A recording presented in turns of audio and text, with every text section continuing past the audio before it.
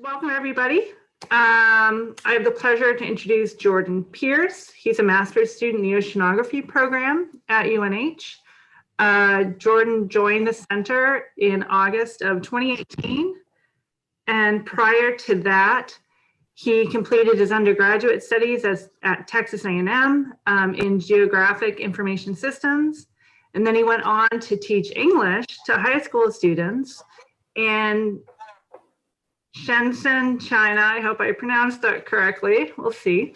And worked as a research assistant in designing artificial substrates at the University of Hong Kong. Since beginning at the center, Jordan has really become an expert, I would say, in speaking at virtual conferences. He's done quite a bit of that and has experienced, I believe, and Jordan, you'll have to tell me if I'm wrong, for the first time, a winter with snow that stays for longer than an hour or two on the ground in New Hampshire, which he has thoroughly enjoyed. So today, Jordan will be talking about automating the boring stuff, a deep learning and computer vision workflow for coral reef habitat mapping. And I should say that, and I just want to point out too that Yuri and Kim and I have all been advising Jordan. So yeah, good luck. Cool. Thanks, Jen. I appreciate it. And thank everyone for coming. I really do appreciate it. So I'm going to go ahead and start. Just to reiterate, my name is Jordan Pierce. I'm a master's student studying oceanography. And for my thesis, I looked at ways to automate the mapping of coral reefs, both in 2 and 3D, using deep learning and computer vision algorithms. So obviously, ecology is much more complex than what I show here. I just wanted to present that of the general process, this is the part that I am most interested in. So my goal was actually to develop tools and technologies to make it easier for ecologists so that they don't have to spend all of their time doing boring stuff, and instead they can focus on what really matters. Specifically, I was interested in automating the annotation of images collected from benthic quadrat habitat surveys. And if you're not familiar, this is when, while scuba diving, researchers will go out to a reef and they'll lay out a transect line across the surface. They'll swim along it and stop at random intervals, and they'll take out this square PVC quadrat that they're carrying and sort of throw it haphazardly. And wherever it falls, they'll take an image of the contents. They'll do this many times, taking many high-resolution images. These are then uploaded into a point-based annotation software tool where potentially hundreds of points are projected onto each image, and the researcher is tasked with labeling every single one. Now, from these labels and through the power of statistical analysis, coverage statistics relating to abundance and diversity can be estimated. But this creates a bottleneck in the entire process because it's really easy to go out and collect lots of images, but it requires a substantial amount of time and effort and money to label them. So ideally, this part of the entire process would be automated, and to some extent, it already has been. So since deep learning became popular around 2012, many researchers have been trying to automate this task using different types of convolutional neural networks. Typically, they compare their algorithms using what's called the Moorea Labeled Coral dataset, which is currently one of the most common benchmark datasets for coral reef image classification. In fact, there's even an entire website called CoralNet, which will attempt to provide labels to these types of images automatically through the use of machine learning algorithms. However, the issue with all of these existing methods is that they only provide sparse labels. They work by sampling the image and extracting a patch, which they then pass to the classifier to classify just the centermost pixel. Now, this works, but if you have an image that's about 12 megapixels in resolution, and you only provide about 200 sparse labels, then really you're only annotating about 0.0016% of the entire image. So for my thesis, I instead worked on developing a more efficient method of obtaining dense labels, which, as you can see on the image on the right, is when every single pixel is provided with a semantic label. So today I present to you my thesis, which is comprised of 3 individual chapters, each of which builds off the previous. And the first, I make improvements to an existing algorithm that converts the sparse labels associated with an image into dense labels automatically. I then conduct a series of experiments in which I compare the original implementation against my own. In the second chapter, I showcased to benthic ecologists how this improved implementation could be useful to them in automating the annotation of these types of images. Using the Moorea Labeled Coral dataset, I used deep learning algorithms to perform semantic segmentation on novel images. And finally, in chapter 3, I transitioned from classifying 2D images to 3D photogrammetric models, where I used techniques from the previous 2 chapters to do so. That's a lot of talking, sorry. So before we get to how you convert sparse into dense labels, I want to introduce to you an over-segmentation algorithm called Simple Linear Iterative Clustering, or SLIC. Simply put, this and other over-segmentation algorithms aggregate the individual pixels of an image into visually homogeneous regions called superpixels. They work by treating each pixel in the image as a data point and then clusters them together based off shared similarities of color value and location. So pixels that are clustered together in feature space form superpixels within image space. And because there's a finite amount of pixels in the image, there's a trade-off between the number of superpixels that form and their relative size. So for example, if we increase the number of superpixels, each one gets smaller. Now, say we have an image and we have some existing sparse labels that were provided by a trained expert, and we segment that image into some number of superpixels. We could then propagate the class of the label to all of the other pixels within the same superpixel. And this works, but there are some issues, like how do you determine how many superpixels should be formed a priori? Because if you look at the image, some superpixels are too large, and therefore they encompass multiple class categories, meaning that some pixels will be incorrectly labeled. But if the superpixels are too small and there aren't enough sparse labels, then most pixels are left unannotated. So the solution to this problem was instead to segment the image multiple times, where during the first iteration, many superpixels are formed, which captures the fine scale details between neighboring semantic groups. And then for each successive iteration, that number decreases to ensure that all pixels are provided with at least one label. Then, after all of the iterations, the labels made from each are combined together to create a set of dense labels. And what's nice about this algorithm is it only requires 3 parameter values from the user, which are the number of superpixels to form during the first and last iteration, as well as the total number of iterations. To calculate the number of superpixels for all of the other iterations, you just use equation 1. So for my first chapter, I made an improved version of this algorithm, which I refer to as Fast-MSS. The first improvement I made was a complete overhaul on how the algorithm was written, and I included a super-to-use API written entirely in Python. I also used a different over-segmentation algorithm. I used a variant called FastSlick, which performs just wickedly fast, even on an ordinary CPU due to optimization techniques. And finally, I changed how the labels made from each iteration are combined together. So I treated these as entries into a 3-dimensional data structure, or stack, where the shape is equal to the height and width of the original image, and the depth is equal to the number of iterations. By thinking about it like this, I could create a set of dense labels by calculating the statistical mode of class labels across the 3rd dimension of the stack.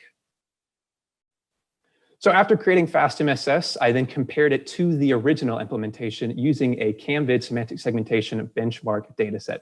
This one consists of 600 1 megapixel images that are comprised of 14 different class categories.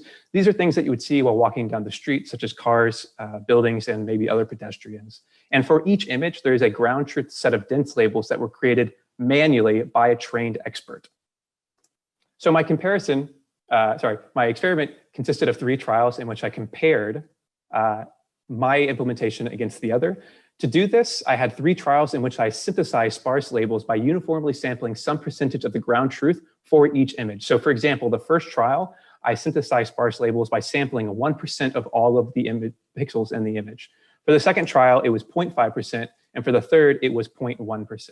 Then for each trial, I passed the synthesized sparse labels to both implementations, and they generated their own versions of dense labels. For the MSS, I used the original code provided by the authors, and I used their recommended values for this same data set. For mine, for Fast-MSS, I did a grid search to determine the optimal parameter values.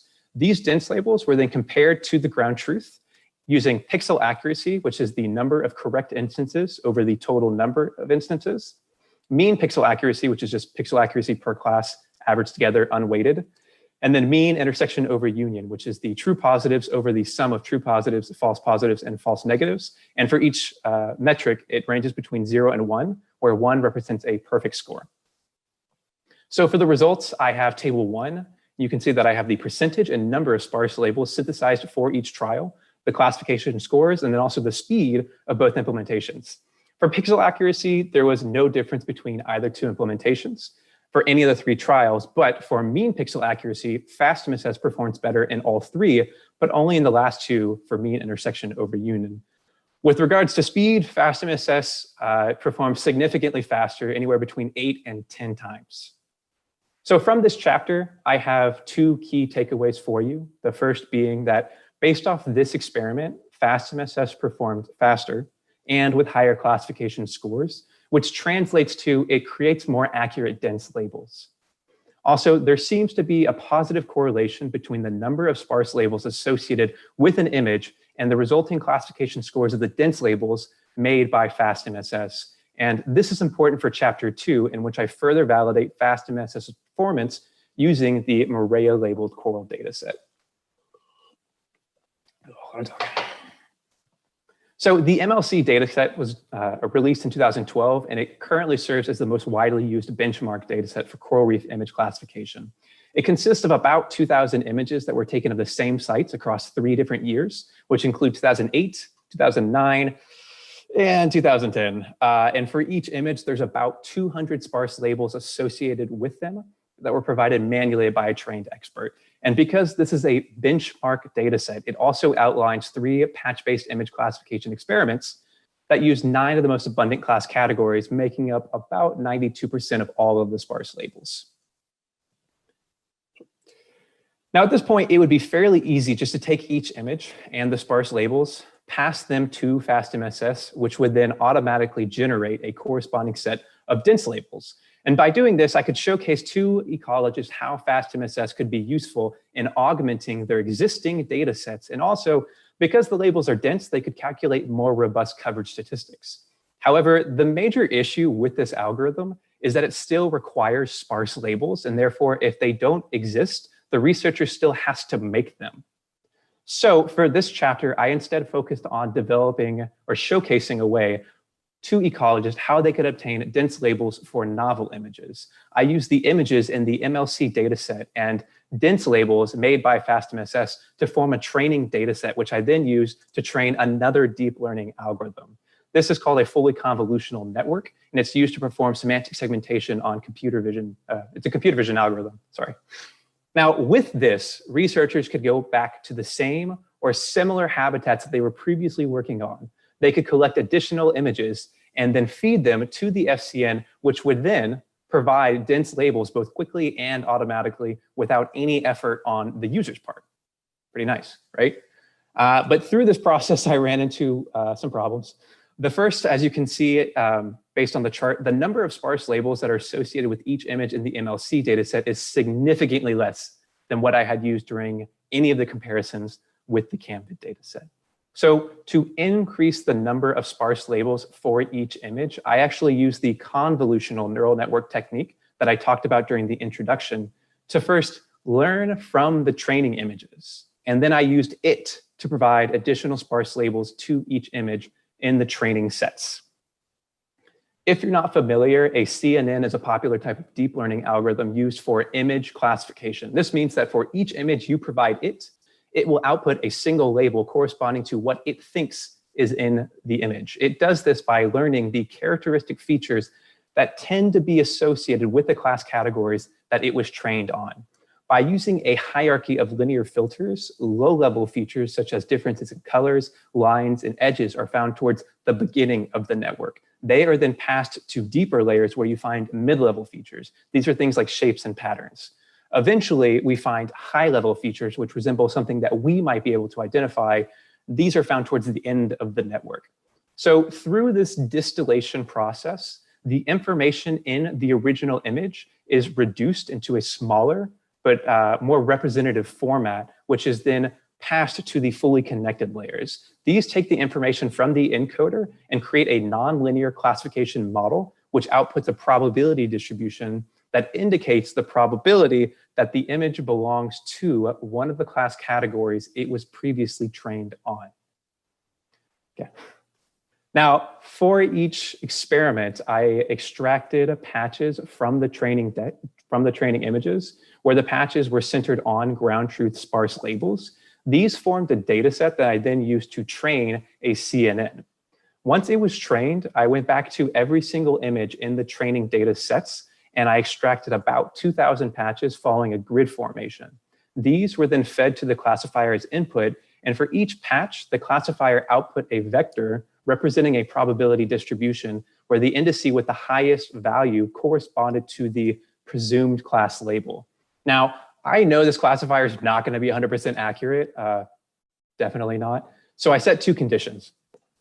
The first was that the top one choice needs to be higher than the top two choice and by a significant margin. For this, I chose a confidence threshold value of 0.5 after performing an extensive visual assessment.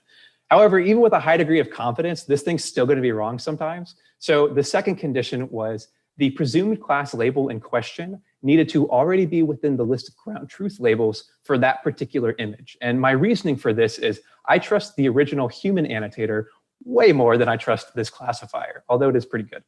So with these two conditions, about 85% of all of the sparse labels were accepted, representing about an additional 1,700 per image. Now, at this point, I've got two sets of sparse labels, one that was created by the original human annotators and the other which was made by this classifier. Now, because the MLC, I passed these to Fast-MSS, which then generated two versions of dense labels, two sets of dense labels. Now, because the MLC dataset does not have ground truth in the form of dense labels, at this point, there was no way for me to quantitatively verify which of these was actually more accurate. So what I did is I used these two sets of dense labels to train two sets of fully convolutional networks whose accuracy on the test sets for the experiments they were trained on would provide some validation for this technique. Now, if you're not familiar, an FCN, a fully convolutional network, is a type of deep learning algorithm used for semantic segmentation. This means that for each image you give it, it outputs an image of the same size, but each pixel holds a semantic label that it's thought to belong to. Like a CNN, an FCN also has an encoder, but instead of these fully connected layers, these guys are truncated and replace what is called a decoder. Now, in this network, the encoder works exactly the same in that it distills information by learning to intelligently downsample the image into a condensed but more representative format. However, during this process, the spatial relationship between pixels is lost and the resolution is, of course, drastically reduced. So the decoder's job is essentially to undo this by learning to intelligently interpolate the information that it is provided by the encoder. And it does this with assistance of skip connections, which takes information in the encoder, and transfers it to the corresponding layers within the decoder. And again, the output of this network is a set of dense labels or a segmentation map of the input image. So for this chapter, I followed the same experimental setup that was first outlined by Baybaum et al. 2012, where I split up the data for each experiment in the following ways. For experiment one, 2/3 of the 2008 images were used for training, and the other third was used for testing. I used k-fold cross-validation with k = 3, and then average scores together. For experiment two, all of 2008 images were used for training, and all of 2009 were used for testing. And finally, for experiment three, all of 2008 and 2009 were used for training, and 2010 was used for testing. Each FCN that I experimented with was trained with the training images associated with the experiment using either set of dense labels made by Fast-MSS. And training basically consists of passing the image through the network, which then calculates the error between the predicted output and the Fast-MSS labels. And then with that error, each parameter in the model is then adjusted by an amount that is proportional to the error that it was responsible for using backpropagation. So this process was repeated for 20 epochs, in which the model was shown all of the training samples 20 different times. And if you have questions about how I trained the model or the hyperparameters that I chose to use, please feel free to ask after the talk. I would genuinely like to discuss it. Following the training process, each FCN was then evaluated on its test set. So test images were passed through the trained model, which output a corresponding set of dense labels. But because, again, the MLC dataset only has ground truth in the form of sparse labels, these were compared to the labels and the corresponding pixel indices of the FCN's predictions for the same image. So with these two sets of sparse labels, I could compute the classification accuracy, the precision, and recall. Now, if you're not familiar with these metrics, or you're like me and you forget literally all the time which one is which, I'll explain really quickly. Hopefully you're familiar with the boy who cries wolf. In this case, a true positive is when the boy cries wolf and the wolf is there. A false positive is when the boy's being a turd and he cries wolf, but the wolf's not really there. A false negative is when the boy's incompetent, fails to cry wolf when the wolf is there. And a true negative is when the boy doesn't cry because the wolf's just not there. Again, accuracy, it's exactly what you think it is. It's the number of correct instances over the total number of instances. Precision here represents of the times the boy cried, how many times was the wolf actually there? And recall represents of the times the wolf is there, how many times did the boy actually cry? And because I'm doing multi-categorical classification, because I have 9 or 10 classes, this is done for each class category and then averaged together, unweighted. And again, the scores range between 0 and 1, where 1 represents a perfect score.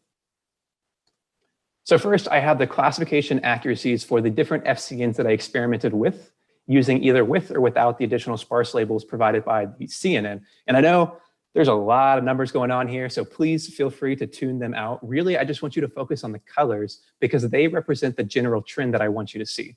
So first, we're going to start with experiment 1. This is the first column, and you can see that down the column, the FCNs that were trained with the additional sparse labels at the bottom performed better than those trained without, better than their counterparts, having an average increase of about 4%. For experiment 2, it's a bit more complicated. You can see that most of the FCNs improved, but some actually got worse, where the average increase was just about 1.5%. But then for experiment 3, it looks like the general trend that we saw for experiment 1, where all but 1 increased in score, having an average increase of about 2%. Last, I have the precision and recall, and you can see for experiment 1, 2, and 3, the FCNs that were trained with the additional sparse labels tend to do better than their counterparts that were trained without the additional sparse labels, where the largest gains actually came from experiment 3, which had an average increase of 10 and 8% for precision and recall, respectively, which is pretty cool, not gonna lie. So from this chapter, I have 3 key takeaways for you. The first being that these scores actually represent the baseline for performing semantic segmentation on the MLC dataset. And given the methodology, the top scoring models actually performed within an acceptable range to be used in other ecological applications, which is promising for future studies that want to emulate this one. The last is the validation for the use of a CNN as a way of adding sparse labels automatically to each image. This chapter showed that the additional sparse labels do increase the quality of the dense labels made by Fast-MSS, but even better, the deep learning models trained on them are also likely to achieve gains in classification accuracy. So it's pretty cool. And this is useful for chapter 3, in which I transitioned from classifying 2D images of coral reefs to 3D photogrammetric models. Now, 2D images of coral reefs are great because they're easy to collect and they're becoming easier to annotate, but they fail to capture the 3-dimensionality of a reef, which is arguably one of the most important attributes. So since 2010, a lot of researchers have been moving towards what is called structure from motion photogrammetry. This is a computer vision technique that allows them to create an accurate 3D model of an object or a scene by using images taken from multiple vantage points. Now, this technique is non-invasive and it actually works pretty well in some habitats, but it fails to denote which portions of the model belong to a particular class category or functional group. So in this chapter, I demonstrate a novel method that does just that. So the data that was used to create the 3D model in this chapter was collected during the summer of 2019 in Chica Rocks, which is near the Florida Keys National Marine Sanctuary off the coast of the upper Matacumbe Key of the Florida Keys. My co-advisor, Jen, and I were assisted in our data collection by Dr. Mark Butler of the Florida International University and his lab of graduate and undergraduate students. Our data collection consisted of using 2 GoPro Hero 7s mounted on a PVC frame about 1 meter apart, facing outwards parallel to each other. And we set the cameras to record video in 4K HD at 24 frames per second and in wide field of view mode. Before starting the survey, I placed 24 weighted coded targets around the site. These served as ground control points and would help in camera calibration and image alignment during later steps. So via scuba, I swam above the patch reef in a lawnmower pattern with the cameras looking downward at nadir. And then after additional passes, I would increase the obliquity of the camera angle. And then finally, I just kind of swam around the patch reef and filmed inside of crevices and areas that might have been occluded from before. From this video footage, I extracted about 2,200 images by sequentially sampling 1 in every 8 frames. So these images served as the data set for the remainder of this chapter. These images were used with Agisoft Metashape Pro version 1.6 to create a 3D photogrammetric model following a methodology similar to one that was outlined by Young et al. 2018. Because I used wide field of view mode with the GoPros, I set the camera calibration profile to fisheye lens, and I used the detect marker tool to try to identify the center of each coded target found within each image. The images were aligned to create what is called a sparse point cloud, and then using the depth maps that were created as a result, I made a dense point cloud. I then created a shaded mesh, and then finally a textured mesh. This consisted of about 10 million vertices that covers an area of about 4 meters squared and 1.5 meters in height. The ground resolution was 0.278 millimeters per pixel, and the reprojection error was about 1.62 pixels. I then added scale to the model by providing some of the real-world dimensions to some of the coded targets, which gave an estimated accumulative error of about 1.4 millimeters. So pretty good. If you haven't seen it and you get a chance, you should check it out in the Data Viz lab after COVID. It's pretty cool. Now, up until this point, there's been no machine learning involved in creating this 3D photogrammetric model, just regular structure from motion photogrammetry. And this has been done by many ecologists before me. But while working with Metashape, I learned a few things. One of them being that if I had a corresponding set of dense labels for every single image used in the reconstruction process, I could swap the two and then reuse some of the metadata that was made during the reconstruction process to create a 3D photogrammetric model. However, it would require a set of dense labels for every single image used in the reconstruction process. And if done manually, it would require a substantial amount of time on my part. And being a lazy person, I didn't want to do this, but I knew that by working with chapters 1 and 2, I could use those techniques to my advantage to actually streamline the process and make it way more efficient. So instead of creating sparse labels using the traditional point count method, my other co-advisor, Yuri, created this awesome patch extraction tool, which, as you can see, has a graphical user interface that allows the user to move the mouse around freely to extract highly representative samples of each class category of interest. So using this tool, I extracted about 10,000 training patches from images that were randomly sampled from the dataset. From these images, I defined 7 class categories for this study, 4 of which are biological, including branching, fish, massive coral, and algae, of which each of these has multiple species that I did not differentiate between.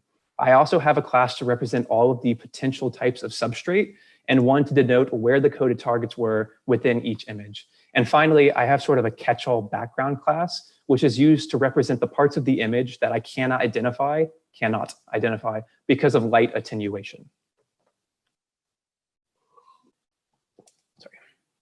So to summarize this workflow, I use the patch extraction tool to extract highly representative samples of each class category, which were then used to train a CNN. Once it was trained, I went back to every single image in the data set and uniformly extracted about 2,800 patches following a grid formation. For each patch, if the confidence score associated with the prediction was higher than the threshold value that I set, then the presumed class label would be passed to where the patch was originally extracted from in the image. So very similar to what I did in chapter 2. Now, from these sparse labels, I used Fast-MSS to generate a corresponding set of dense labels. And again, just as in chapter 2, I wanted to experiment with different FCNs. So I fed these to them And once they were trained, I actually provided all of them with all of the images to create another corresponding set of dense labels. So to be clear, I now have 6 sets of dense labels for each method that I used. But before using any of these to create a 3D classified model, I wanted to be able to assess their accuracy and also the accuracy of the sparse labels that I created. So to do this, I went back to my data set and I extracted about 50 images randomly, and I provided them with ground truth dense labels by using the image annotation software called Labelbox. So on the right, this is an example of a ground truth version that I created by hand for the corresponding image. For each set of dense labels that I had, I created a separate 3D classified model by performing the following steps. First, I duplicated my original project, which copied over all of the metadata that was created during the reconstruction process. I then swapped the corresponding labels with the images using the change path tool. And then I was able to create a classified textured mesh with those dense labels as the source images by simply building the texture again, which reused the existing UV or texture coordinates to map the textures from the dense labels instead of the original images. I was then able to create a classified shaded mesh using the colorized vertice tool, which mapped the color component values within the pixel indices of the dense labels to the mesh. And then finally, I created a classified dense point cloud using the colorized dense point tool, which did something very, very similar. Now at this point, with the shaded mesh and the dense point cloud, I could actually export them with their classifications to be used in some other sort of spatial analysis software like ArcMap or ArcScene or something that you might be more familiar with.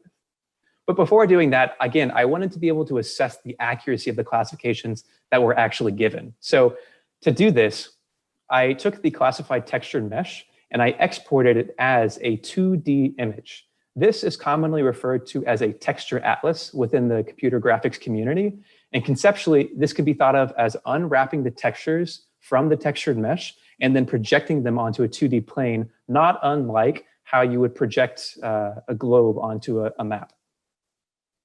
So I did this for both the classified texture atlas and also the original texture atlas.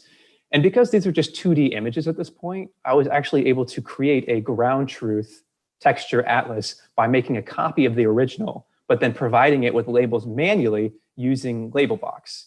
However, the caveat here is that as you can see in the texture atlas, there's a lot of parts that are really hard to differentiate between. So as the annotator, I only chose to annotate the portions of the atlas that I was absolutely confident about. So this resulted in about 88% of all of the atlas being provided with labels, and the other 12% would be excluded from the analysis.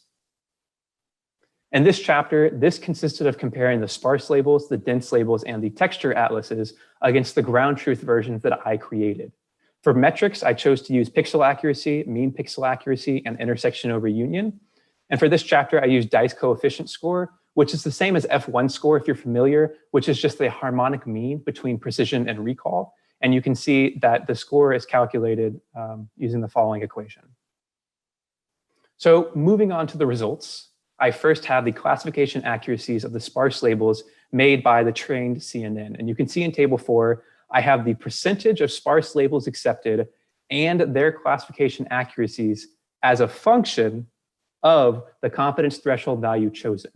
So in the table, you can see that there's an inverse relationship between the confidence threshold value and the percentage of labels accepted.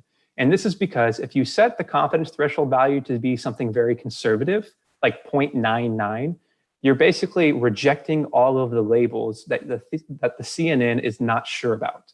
But this also creates a direct relationship between the confidence threshold value and the accuracies, because again, if you reject most of the labels that the CNN is not sure about, then overall the accuracies are likely to increase as a result.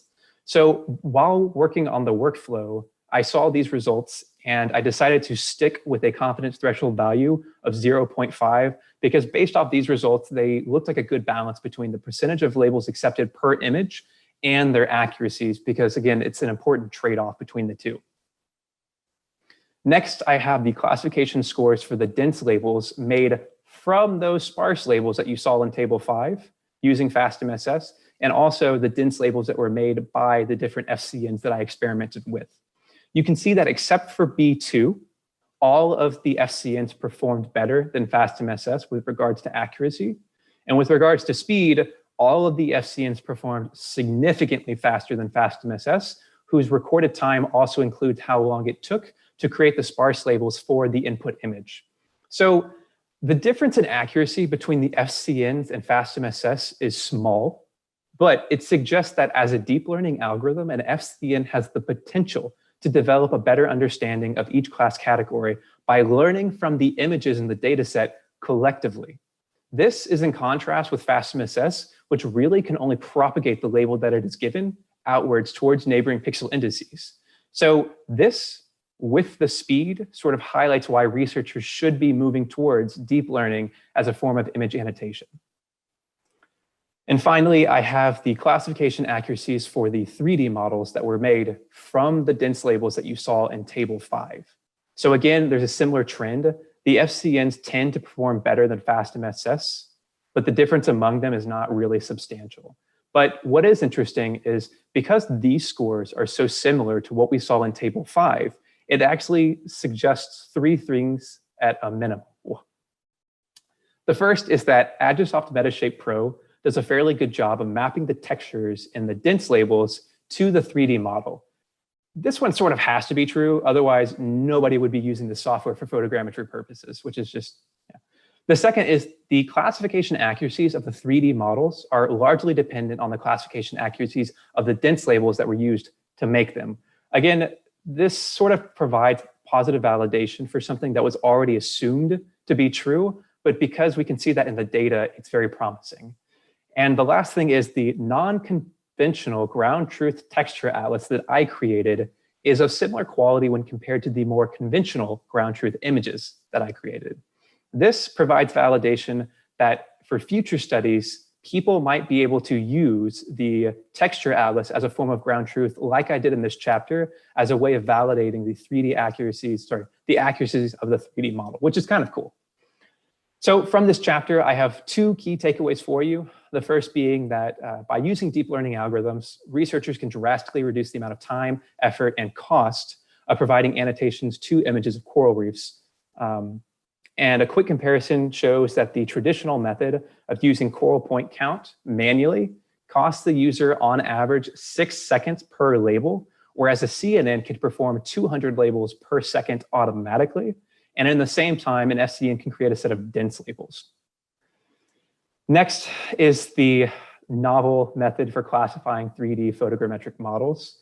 Because it utilizes the metadata that was created during the reconstruction process, each set of dense labels, each image only needs to be given a set of dense labels once, meaning that this method scales linearly, which is nice if you're working with very large models or models with high resolution. And also, because these 3D classifications exist at the resolution that they do, it opens up new opportunities for researchers to be able to study the 3D community composition of a reef, but also how the changes in community composition affects the physical structure, which is really interesting because it's something that hasn't been done before.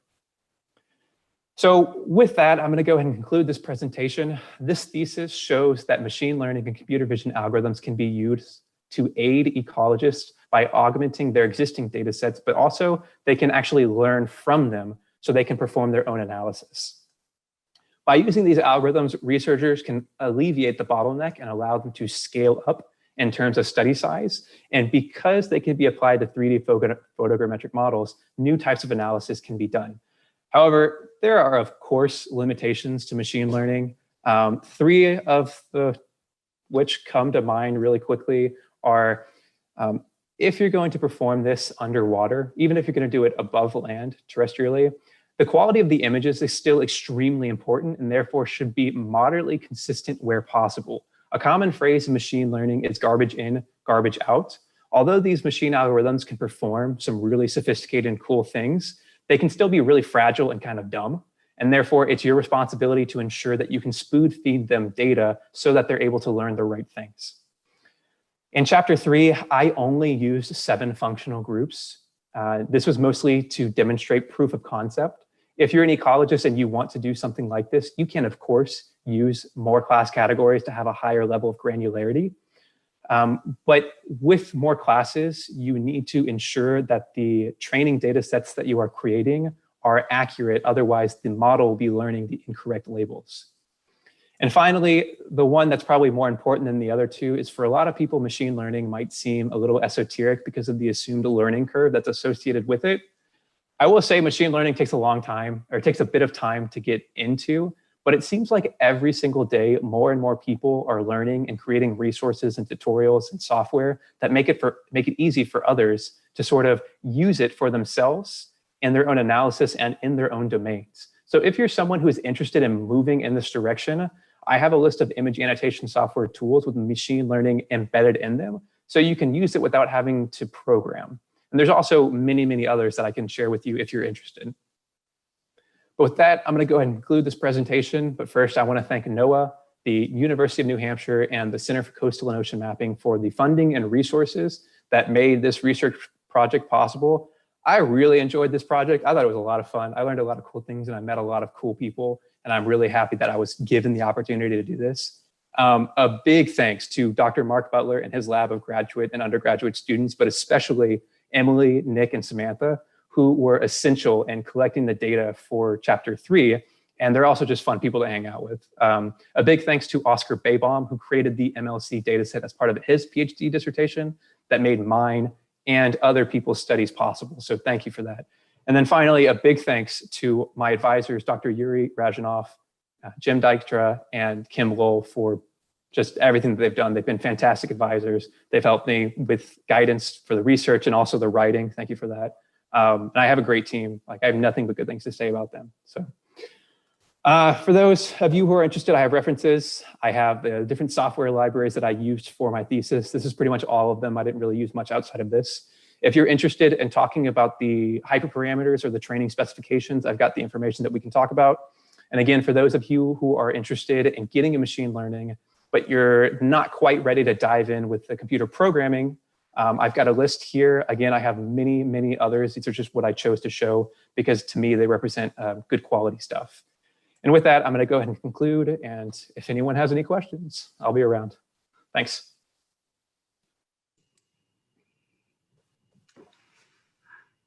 That was great, Jordan. Really nice talk. So we're open to questions. I think there is one question now. How far must be gone before these algorithms can be applied to ROV observations in real time? Do you think that deep sea versus shallow applications will require different approaches as this method evolves? Yeah, that's a good question. I think that these techniques can be applied to ROVs already. Depends on exactly what you're talking about. If you want it to be performing in like real time, or if you just want to be applying it to kind of deep sea habitats, if you're using optical imagery, it should work whether you're at the shallow or the deep. Things might be different because you have different lighting. If you're in shallow areas, maybe you choose to use strobes, or maybe you just use the natural light. But as you go deeper, you're gonna have strobes. Color of images is kind of a topic of debate. A lot of people that use machine learning algorithms argue that color isn't necessarily that important of a feature that can be used to differentiate between class categories. But perhaps it could be, maybe it doesn't hurt. But as far as being able to apply it to shallow versus deep, I think we're already there. You can definitely use it. And I think with ROVs that have control moving around underwater habitats, you could actually perform photogrammetry in those deep sea habitats as well. Any other questions? How much did you explore an application into GIS? That's a good question. So for any of these chapters, I actually didn't do much GIS in the terms of providing like the actual coordinates, like GPS wise, to it. I think in chapter 3, it would have been beneficial to have put out known markers with GPS. How you would do that, it's a little bit more complicated. But I think by having those included in the photogrammetry process, the accuracy or the precision of the 3D model made would be higher. With the coded targets, I will say, if you're someone who is getting involved in photogrammetry, I found these absolutely essential. It did a really good job. I think about 95% of all of the images aligned. And as you can see, the results are pretty good. But if you did include GPS, I think it would improve higher. It definitely wouldn't get worse. But regards to GIS, that's all I did. Jen and I have started looking at exporting the models with their classifications to be used in other analysis. And so far, it looks pretty straightforward. We're exporting DEMs with their classifications and then performing bathymetric sort of roughness analysis on them. So it's looking pretty good so far. Brian has a question. Brian, I'm trying to give you, Yuri, I think you have to give Brian access. Oh, no, I think I've got it, Jen. Oh, do you? Okay, great. Yeah. So Jordan, that's really interesting stuff. One of the big problems with all sort of machine learning techniques is whether they scale and move. So if you train a model for, this reef, for example, do you think it would work on the next reef over or the one a kilometer away? Or is it something where it needs to be trained specifically for the areas that you're interested in? That's a great question. So during our field trip out to the Keys, we collected data from multiple patch reefs, all located within the same area. So they all have different slightly shapes, but overall the functional groups or the class categories are similar. If I wanted to apply this same deep learning model on the different patch reefs, it would still work. However, because I chose to annotate, there might be things that are within the data set that I used, but is not there in another patch reef. So in which case I would actually need to make sure that for each data set, for each patch reef, I encompass all of the class categories that might be present or create a background class to represent those. But yeah, I think the ability to generalize, it can be used in other patch reefs around the area. Of course, the more data that you provide of different patch reefs, even the better the ability for it to generalize. But at this point in time, where it's at right now, I think mine can, and I think in general, if someone were to do the same thing, they should be able to generalize, yes. So if you wanted to generate like a super class of all of the classifications that would happen in a region, that would probably be better then, right? So if we had multiple examples of patch reefs with maybe different things on them, and you did one set of one classifier, one network for all of them together, then that would give you much better chance to generalize it over wider areas. So is it just a matter of having more examples? So that's a good question, and I think it kind of depends. I think in some situations, that's always a safe answer when you're talking about statistics. Oh, I'm sorry, I didn't catch that last part. It depends is always a safe answer when you're talking about statistics. So I think it depends on the situation and also the data set and all the different class categories. And there's a couple of other factors that you might have to consider. But I think generally, if you have data if we're talking about this particular area that we're talking about, the patch reef, I think that it would probably be better to collect all of the data and create one classifier based off of that. However, you could run into situations where it might be beneficial to have almost like a hierarchy, or you have a cascade where you have different classifiers based on different situations, and then you can pass the data to one classifier or another based off of a precondition. But again, in this situation, based off of what I'm experienced with this site, I think it would be a good idea to collect data overall from the entire area and create one classifier. But again, to do that, you would have to ensure that you collect enough data and you're able to identify all of the different class categories that might be present. Because if you don't, if you go to a particular area and you go to the next site and there's class categories that it's not sure of, you need to have a method to say like, hey, if you're not sure, let me know that you're not sure. Don't try to misclassify this, because no matter what, it's going to classify something that it sees as something as it knows, even if it's not right. So it's still fragile in that sense. Yeah, adding an I don't know class is always important in these sorts of things, so it doesn't get too confident in it. I'm really thinking about the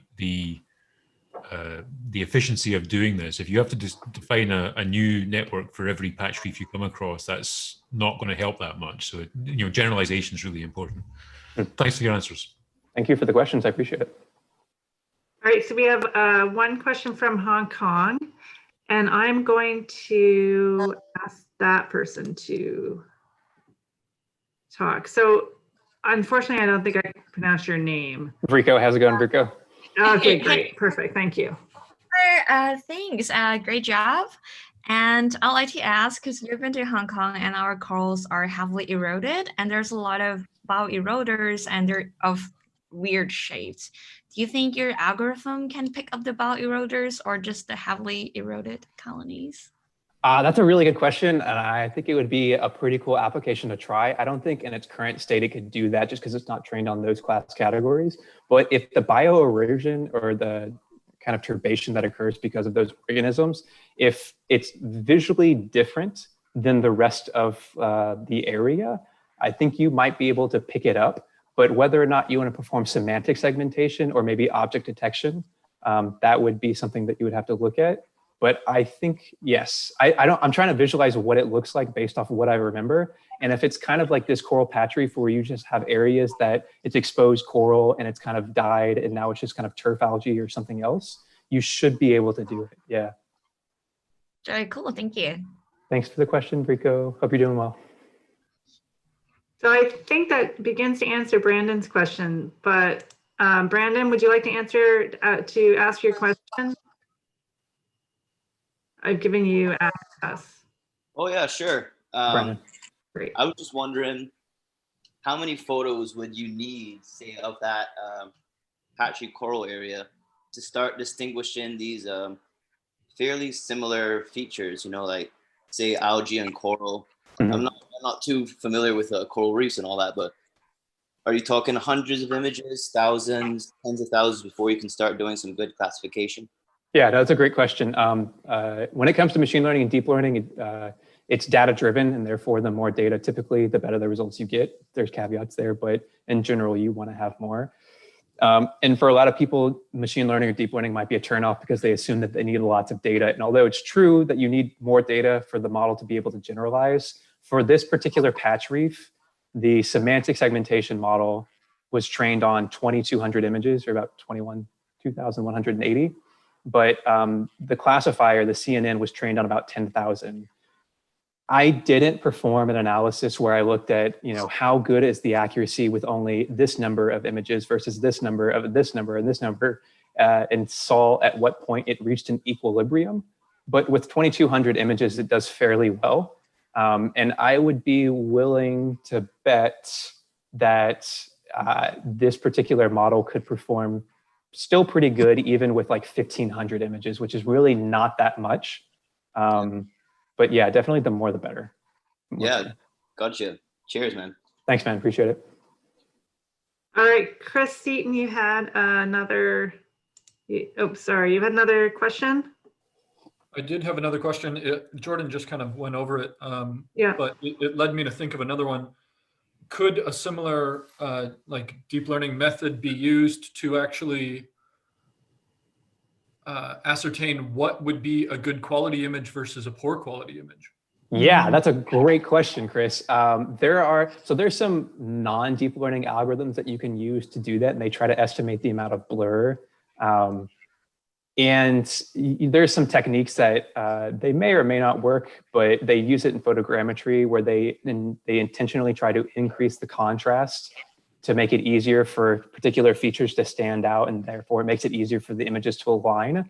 So you could try to do something similar with, I don't necessarily think that you need deep learning to do that, but you can do it to images using different image processing techniques. But there are other deep learning algorithms that are used, like super resolution, which actually similar to what you would see in CSI forensics, where they're kind of like enlarging and enhancing.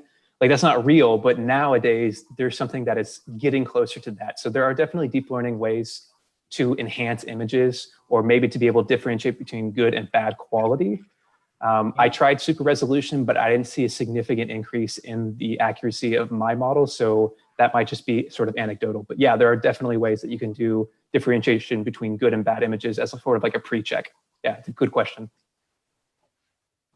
And one final question from Alex. Well, maybe two more questions, but one question from Alex. Alex, I think Alex Brown, you're good to go. Hello, can you hear me? Yeah, Alex, I can hear you. Awesome. So first of all, great talk. Thank you very much. That was cool. But so you had in chapter 2 a few models kind of chained together, like predicting the dense classifications and stuff. Have you analyzed at all how misclassification errors might propagate through that whole pipeline? Yeah, that's a great question too. So the two conditions that I set for the MLC data set, I have the confidence threshold value, which basically just says some labels can be passed through and some can't. And then along with ensuring that that presumed class label needs to already be within the list of ground truth labels. My reasoning for doing that was because initially when I was looking at the results of the sparse labels, and then when Fast-MSS generates them, the dense labels, you could see some errors and some differences, and you're like, oh, that's not great. So there is potential for error to start in the first step when you're actually training the CNN to produce sparse labels. And then there's potential for error to be produced by the Fast-MSS when it generates dense labels. So there's 2 points right there off the bat where you have 2 types of error. And that's the reason why in chapter 3, I chose the threshold value based off of ground truth results, because I wanted to limit that amount of error before I got passed on to the next step. But when actually looking at the results of the MLC dataset, I didn't include it in this presentation, but I have it in my thesis. You can actually see the misclassifications on the dense labels. They're compared to the sparse labels. And a lot of the parts that were actually misclassified were always near the borders between 2 semantic groups, which is something that's kind of to be expected, because when you're performing semantic segmentation, the transition from one class to the other isn't necessarily concrete, right? There's always kind of a fuzzy boundary. And it always seemed like those spots is where the model was most likely going to be wrong. But yeah, that's what I have for that. Sorry. That's interesting. Thank you. Yeah, thank you for your question. I appreciate it. And I think this question is from Massimo. Yeah, I've seen the question from Massimo. All right, Massimo. I think I've just given you. Can you hear me? Yeah, Massimo, what's going on, buddy? Thank you. It was very good presentation. Good work. I was wondering how did you deal with the tuning of higher parameters? Did you do it like trial and error, or did you use some automated tool? Yeah, no, that's a great question. That's a really good question. So for those of you, for machine learning and deep learning, hyperparameters are just they're additional parameters that you need to set, and they can really affect the training and accuracy of your resulting model. Typically, you split the data up in different sets, training, validation, and tests. So that way, when you mess with the parameter values, you don't accidentally have your model overfit. For me, because I was experimenting with different FCNs, all of them of different size, different number of parameters, I tried to keep as many variables constant as possible, including the image size and then also hyperparameters. So what I think I actually did was I chose a set of hyperparameters that seemed to do pretty good for one model. And I'm regretting saying this now because I'm thinking about it. I probably used those same hyperparameters for every single model. And again, I wanted to be consistent across the board because I didn't want to give preferential, I didn't want to have to choose hyperparameters for each individual model because it would have been extremely complicated. But I guess as a matter of fact, I gave preference to some others more than others. But looking at the results, you could probably get even higher scores if you chose one particular model and then you focused on training the hyperparameters. To choose them, it was kind of, it was an art. It was very heuristic. I didn't use any grid search or AutoKeras or anything like that. Yeah, it was just kind of, let's see what happens and what works. Thank you. Thank you, Massimo. All right, I think that's it for questions. So thank you all for participating. And yeah. I think if I could ask the committee to stay on, then we can ask our questions. Cool. Thanks for coming, everyone. I really appreciate it.